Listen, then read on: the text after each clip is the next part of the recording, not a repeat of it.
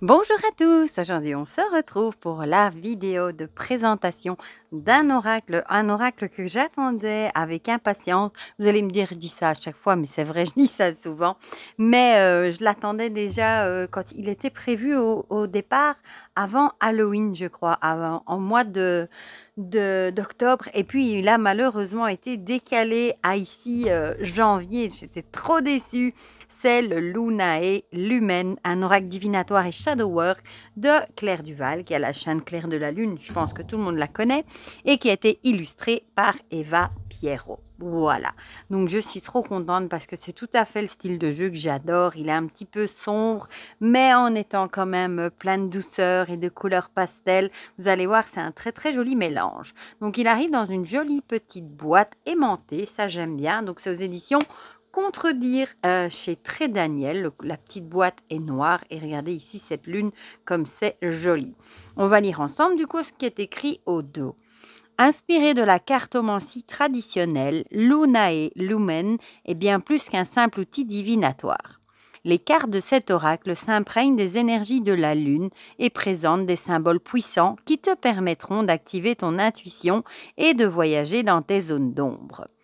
Au fil des tirages, tu pourras obtenir des guidances précises pour chaque questionnement et domaine de la vie, mais également entamer un travail de shadow work afin d'apprendre à mieux te connaître, de libérer tes blocages et de guérir de tes blessures. Ces cartes seront des alliés précieuses dans les périodes de doute ou d'interrogation et illumineront ton chemin. Alors, laisse-toi guider par la puissance de la lune et embrasse ta puissance intérieure. Donc, il est au prix de 26 €. Il est disponible partout. Comme d'habitude, je vous mets mon lien vers Amazon si vous avez envie de me donner un petit coup de pouce en passant par là. Je vous le mets dans la barre de description. Voilà, donc il sort demain le 16 du coup. Le 16 janvier, si je ne dis pas de bêtises. Il ne me semble pas qu'il est déjà sorti aujourd'hui. Voilà, voilà. Donc, on va l'ouvrir et le découvrir ensemble. J'aime bien, moi, la taille de la boîte déjà. Voilà. Quand on ouvre, on a les cartes qui sont dans un petit pochon noir en satin. Vous allez voir, les cartes sont de petite taille. Je crois que c'est cartes à jouer. Voilà, pour l'intérieur de la boîte. Très jolie boîte. On a un beau livre, voilà, tout en couleur, qui fait quand même plus de 190 pages, hein, quand même. Voilà. On va regarder ça ensemble. Déjà, j'adore le papier effet un peu comme si, un peu aquarelle en fait, un peu noir comme ça, aquarelle. C'est très très joli. Donc, on a un sommaire avec introduction, un petit mot sur la cartomancie, la structure de l'oracle, faire un rituel pour accueillir cet oracle. Et puis, on a plein de propositions de tirage, comme vous voyez ici. Puis on a la famille des fantômes, la pantomancie, la voix des mythes, contes et histoires. Et bon, ce sont les familles de cartes du coup. Et à propos de Claire et d'Eva. Voilà, donc ici on a une introduction sur la cartomancie. Alors la structure du jeu, elle vous dit que cet oracle est imprégné de la magie des nombres 1, 3 et 13. En effet, une carte unique et 3 suites de 13 cartes, chacune le composent. Symboliquement, le chiffre 1 représente l'unité, l'union et l'essence de toute chose. Le chiffre 3 est lié à la créativité, à la vérité et à l'inspiration. Et le nombre 13 est celui de la magie, de la mort et de la renaissance. Bon, moi, j'aime beaucoup le chiffre 13. Mon plus grand est né un 13 janvier. Depuis le 13, moi, je vois ça comme un porte-bonheur. La carte unique est un talisman imprégné de l'énergie puissante de l'astre lunaire. La première suite est celle des fantômes, de tes ancêtres et de ceux qui ont vécu avant toi. La deuxième suite est celle de l'apantomancie, qui est la divination à travers les rencontres imprévues comme le faisaient nos ancêtres païens. Et enfin, la troisième est celle de la voix des mythes, des contes et histoires témoins de la sagesse des anciens. Bon, ici, elle vous propose un petit rituel si vous voulez le faire pour accueillir votre jeu. Et puis, on a proposition de tirage. On a mantra de la nouvelle lune. Là, c'est mantra de la journée, peut aussi être utilisé au moment de la nouvelle lune pour te donner le thème qui va t'accompagner pendant tout le cycle lunaire. C'est un peu la carte du jour, en fait. Ensuite, on a le tirage de la lune rouge, comprend du coup 9 cartes. On a un tirage du oui, du non. Un tirage relationnel au clair de lune en 4 cartes. Le tirage de la lune noire, Shadow Work, ici accompagné d'un travail de réflexion écrit. et un tirage exploratoire pour mieux te connaître. Tire une carte et réponds à la question posée dans la partie Shadow Work. Note les émotions qui remontent à sa surface et écris ce qui te vient à l'esprit sans filtre. Si tu le souhaites, tu pourras ensuite revenir sur tes notes et les compléter. Tu peux choisir un carnet que tu diviseras en 39 parties correspondant aux questions et petit à petit noter et compléter tes réflexions sur chaque carte. Voilà. Ensuite, eh bien, on a ici la fameuse carte, Luna et Lumen, la carte talisman. Elle n'a pas de numéro, elle représente la lumière bienveillante et la lune et elle apporte au consultant son effet protecteur. C'est la carte la plus bénéfique du paquet, comme la carte bleue dans l'oracle Béline. Seule, elle annonce la réalisation des souhaits, la joie, le bonheur. En combinaison avec d'autres cartes, elle renforce celles qui sont positives et atténue les cartes sombres. Elle indique aussi que tu es sous la protection d'un dieu ou d'une déesse lunaire. Cela peut être par exemple Luna, Diane ou Trivia du panthéon romain, l'égyptien Khonsu ou bien Mani, le dieu nordique. Voilà. Ensuite, on a la première famille, la famille des fantômes. Donc, on a l'illustration en couleur en pleine page. On a son numéro et son titre. Voilà. Ici, un petit mot d'explication, tous les deux blottis l'un contre l'autre, partageant un même cœur. L'interprétation en amour et en amitié. Travail et activité pour le spirituel. Des mots-clés, le mantra pour la journée, si par exemple vous tirez une carte du jour. Et la fameuse question de Shadow Work. Voilà, et on a ça du coup pour toutes les cartes, pour toutes les familles. Et on a 40 cartes, ça aussi j'ai oublié de vous le dire. 40 ou 41, je ne sais plus. Non, 40. 39 plus la carte talisman. Un petit à propos de Claire, un petit... tous les autres ouvrages de Claire, on en a déjà pas mal. Les ouvrages de Claire Eva Pierrot avec ses coordonnées. Voilà. Donc ça, c'est pour le livre. On tire une petite carte à la fin, comme ça vous aurez un exemple de ce qui se renferme dans le livre. Alors, on va regarder nos cartes. Donc, elles arrivent dans ce petit pochon, comme je vous ai dit. Zou. Alors, elles avaient un lien autour. Je l'ai enlevé. Il y avait le lien qui avait un petit peu abîmé déjà les bords. Malheureusement, c'est toujours la même chose avec les bords. Les liens, quand ça sert le dos avec cette lune, j'aime beaucoup. On dirait une forêt ici avec la cime des arbres où on verrait juste un morceau de ciel avec une lune. En plus, j'adore les couleurs rosées comme ça. Une tranche argentée et on a les cartes. On a la fameuse carte talisman qui est très belle et je vais vous montrer par rapport à un tarot classique. Voilà. Vous voyez un petit peu la taille par rapport à un tarot classique, sont beaucoup plus petites. Je pense carte à jouer, moi. Bon, du coup, elles tiennent très très bien en main. Elles ont un fini glossy, ça vous le voyez avec la lampe. Et elles sont de très très bonne qualité. Et bon, elles doivent glisser très très bien aussi vu le fini. Voilà. Donc, on a la fameuse carte talisman. Puis, on a la famille des fantômes. J'aime bien les petits fantômes. On a, du coup, pas de bordure. On a juste le liseré ici en dessous avec le numéro et le nom. Donc, on a les sentiments. L'attente. J'aime beaucoup les illustrations et les couleurs. Et alors, on a des touches de couleurs aussi comme ça. C'est très joli. Le départ. Le guide avec sa lanterne. Un petit clin d'œil à l'ermite un peu. L'incertitude. Il lui offre une fleur.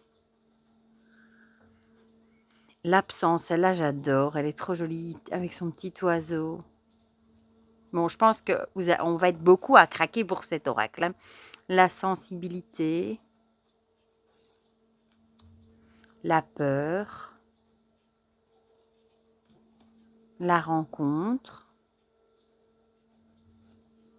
la protection qui est magnifique. Regardez-moi ces couleurs.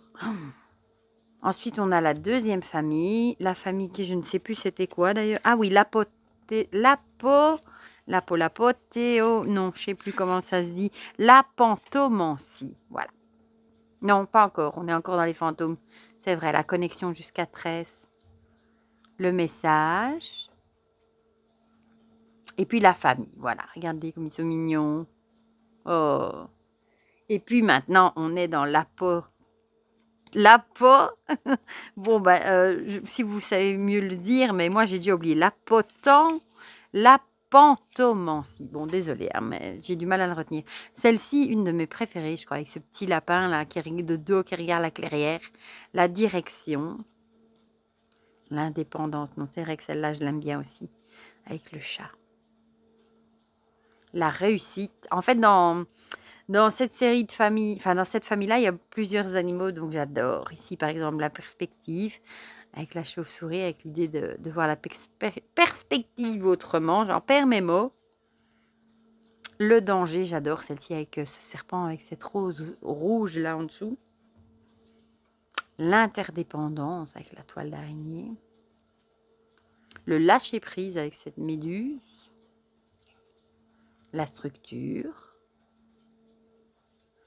L'obsession avec la mouche. C'est vrai, c'est bien trouvé, je trouve, parce que quand on a une mouche autour de nous qui nous tourne autour, qu'est-ce qu'on peut se focaliser sur ce bruit qu'elle peut faire et ça peut vraiment être agaçant. Mais ça peut vite devenir une obsession. La visite. Le bonheur, celle-ci aussi, je la trouve très jolie avec ses petites pies. L'abondance. Celle-là aussi, j'adore le cadeau avec ce bouton d'or. Je trouve ça super joli. Et ici, du coup, j'ai oublié la troisième famille aussi, hein, décidément. Mémoire de poisson rouge, la voix des mythes, contes et histoires. Bon, ici, ça fait penser à la Belle au bois dormant avec le rouet. La destinée. L'innocence qui me fait penser au petit chaperon rouge. Ah, d'ailleurs, je n'avais même pas repéré. Comme je t'ai focalisé sur ce manteau rouge, je n'avais pas vu qu'il y avait un loup caché. Là, regardez. Il n'a pas l'air sympathique d'ailleurs. Les souhaits qui me fait penser à Aladdin. Cendrillon avec l'identité. Ici, le poison me fait penser à Blanche-Neige, du coup, avec la pomme empoisonnée. L'astuce, ça, je ne sais pas la poule. Mais je la trouve trop belle. La princesse et la grenouille avec les apparences. J'aime bien aussi. L'isolement avec réponse. La fragilité, ça, je crois que c'est la petite fille aux allumettes, sans être sûre. L'espoir, bon, ça, c'est la belle et la bête, hein. Le sacrifice, peut-être Ariel, hein, qui se sacrifie, qui donne sa voix pour avoir des jambes. La joie, ça, je ne sais pas non plus. Et la fin avec The End. J'adore. Franchement, j'adore. Je suis trop contente qu'il soit enfin arrivé. Ben, évidemment, on va le mélanger, hein. On va tirer une carte et je vais vous lire ce qu'il y a dans... Oula, oula. Bon, ben, elle a vraiment voulu venir, celle-ci. Les apparences. Donc, on va prendre celle-ci, hein. Bon, je vous montre quand même. Hein. Ben, bon, il glisse super bien. Il s'étale super bien. D'ailleurs, regardez comme c'est joli. On va le laisser comme ça pendant qu'on regarde. Bon, je vous la remonte. La 33. Enfin, c'est vrai que vous allez la voir ici dedans, dans le livre en grand, hein, du coup. La 33. Où es-tu ? Plus loin, 30, 32 et...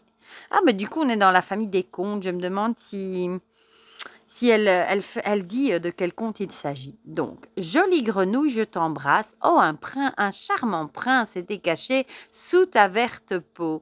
Inspiré par le roi grenouille, conte des frères Grimm. Ah oui, elle l'a mis. Ça, c'est chouette. Parce que du coup, c'était pas du tout le roi grenouille. Moi, j'ai la princesse et la grenouille. Rien à voir. Mais c'est chouette qu'elle a noté le conte. Comme ça, on sait à qui elle fait référence. Donc, l'interprétation pour l'amour et l'amitié. Ne te fie pas aux apparences, vois plus loin que ce qui t'est montré, au-delà des mots et des comportements. Tu as à découvrir ce qui est caché et qui te permettra de mieux comprendre l'autre. Ensuite, tu seras plus à même de décider de l'issue de la relation. Il est temps de te dévoiler et de montrer la personne formidable que tu es. Alors, pour travail et activité, méfie-toi car tout n'est pas comme il y paraît. Il se pourrait bien que tu distingues mal ce que cache la situation et que tu sois déçu. À l'inverse, tu te fais peut-être une mauvaise opinion d'une proposition qui pourrait se révéler finalement très intéressante. Les apparences sont trompeuses et tu dois gratter la surface pour y voir plus clair. Alors, ce qui concerne le spirituel, tu distingues à travers chaque création de la nature l'œuvre du divin. Tu as un profond respect pour la vie et tu ne perds jamais une occasion de t'émerveiller de ce qui t'entoure.